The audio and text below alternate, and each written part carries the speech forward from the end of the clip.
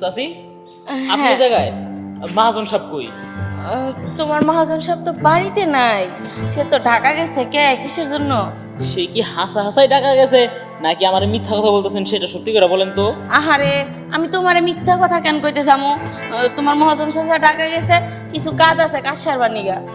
আমি তারে না হইলো আরো এক সপ্তাহ ধরে ফোন দিতেছি যে মহাজন আমার বিলটা দেন, আমার টাকাটা খুবই প্রয়োজন, কিন্তু সে তো আমার ফোনই ধরে না, আমার সাথে কোনো যোগাযোগ করতেছে না। আমি তো তোমার এটাই বলতে চাইতাছি যে তোমার ফোন কি ধরছে? না, আমার তো ফোন টোন তো ধরে নাই। এই যে মহাজনের ফোন বাড়িতে মনের ভুলে রাইখা গেছে। ও, কিন্তু দেখেন মহাজন সাহেব যা আমার সাথে শুরু করছে এটা কিন্তু মোটেও ঠিক করতেছে না। এর আগের সপ্তাহেও সেম কাহিনীটা করছে। আমি যখনই বিলের জন্য গেছি তখনই সে ফোন ধরে না, দেখা করে না।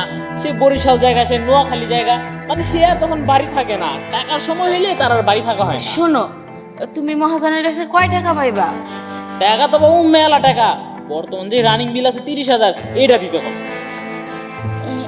একটা কাজ করো, তুমি আর কয়টা দিন পরে আহো, মহাজন আহুক, তারপর আমি বলমুনি যে সৈকত হয়ে গেছে টাকার জন্য, তখন না হয় এক ব্যবস্থা করে দেবনি। শুনেন, আমি আজকে না পাইরা আমার পিঠ একবার দেওয়ালে ঠেকে গেছে, পরেই কিন্তু আমি আপনাকে বাসায় আইছি। এছাড়া কিন্তু আমি আপনাদের বাসায় আসতাম না। এখন আমি এত কিছু বুঝি না, আজকের ভিতরে, আজকের মধ্যে আমার টাকাটা লাগবে, যেই কোনো ভাবে হোক। বাবারে, তোমার এই মুহূর্তে আমি এতগুলা টাকা কই থেকে দেবো? তোমার মহাজন চাচা যদি বাইতে হয় তাই না আমি দিতে পারবো। দেখেন, আমার আর 6-9 বুঝ দেন না, আমার মাথায় এখন আর কোন কথাই ঢুকবে না। আমার এক্ষুনি টাকাটা লাগবে। আপনি কিভাবে দিবেন? বাড়ি বেচা, জমি বেচা, কি বেচা টিয়া দিবেন? এক্ষুনি টাকা দিবেন, শেষ। বাবারে শোন, যদি বাড়ি বেচার সামর্থ্য থাকতো তাইলে আমি বেচা হালাইতাম, যদি জমি বেচারও সামর্থ্য থাকতো তাও আমি বেচা দিতাম, কিন্তু এই সামর্থ্য তো আমার নাই। সব তো তোর ওই মহাজন চাচার নামে। তাহলে আমি তোরে কি দেখা টাকাটা দিব? তুই 2 দিন পরে আয়, উনি বাড়িতে আহুক, তারপর আমি বুঝাই সুঝাই তোর টাকাটা লিয়া দিব। না না, এই কথা তো আর হবে না।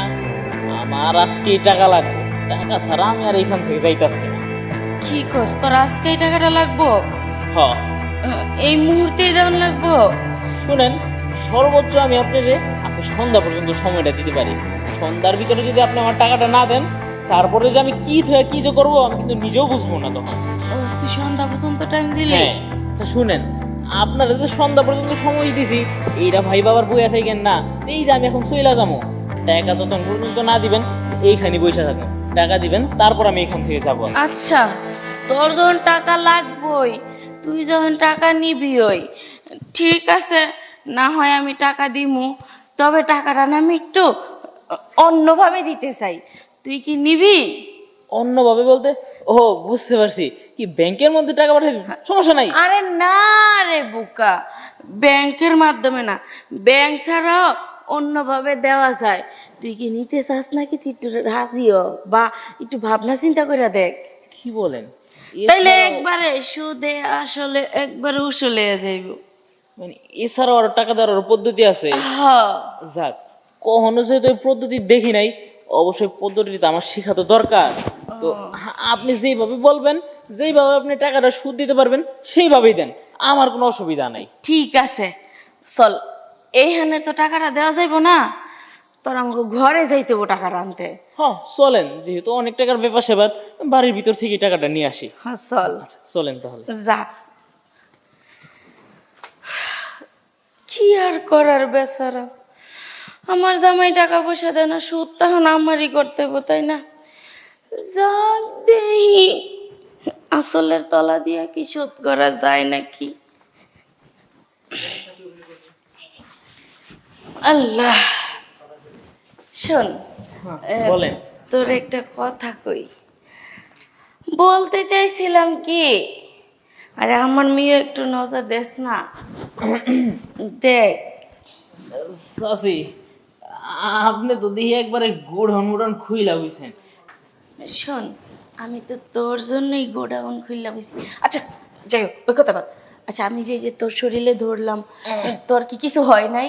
চাচি, আমার কি হয়েছে না হয়েছে ওইটা দেখে লাভ নাই। আরে শোন আপনি না, না টাকাটা দেন, আমি চইলা যাই। বোকা ছেলে, টাকাই তো দিমু, আর টাকাই কি সব কিছু হয় রে? যদি এর বিনিময়ে তুই কিছু পাস তাহলে তো তোরও আর টাকার মাপটাও কম বড়। চাচি, বুঝতে পারছি আপনি কি বুঝাতে চাইছেন। একটু দেখ না। চাচি দেখেন, এমনি না মাথা দিয়ে ঘাম ঠাম পড়তেছে, কখন আরো কোন দিক দিয়ে যে পানি পড়ে যায় বলা যায় না। আপনি একটু দূরে বসে টাকাটা দেন। ও তাই নাকি? আমি দূরে বসে আর টাকা দেব না? আচ্ছা ঠিক আছে, আমি না হয় দূরে থেকেই তোরে টাকা দিব।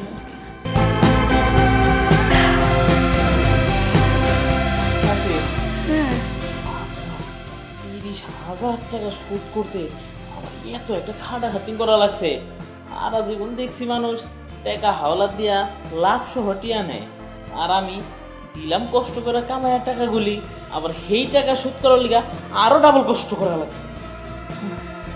আমার তো শুধু মনে হয় খালি তোর কষ্টই লাগছে, মজাও লাগে নাই, আর একটু ফিলও হয় নাই।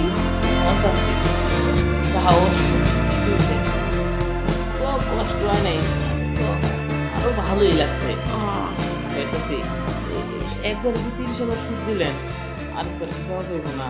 না একবারেই তো 30,000 শো দেওয়া যায়। আমি কি দেখতে গুনতে কম নাকি রে? তুই এমন জিনিস কি সহজে কোনো জায়গায় পাবি?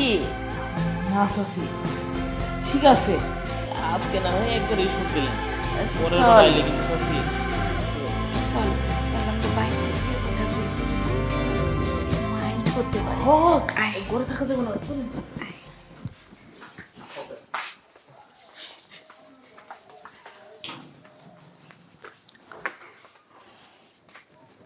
আচ্ছা, তাইলে এইবারের ঋণটা তো ক্লিয়ার করলেন, কিন্তু আগের যে মহাজনের কাছে যে বিলগুলো আছে এগুলো কিন্তু এখনো কিন্তু বাকি আছে।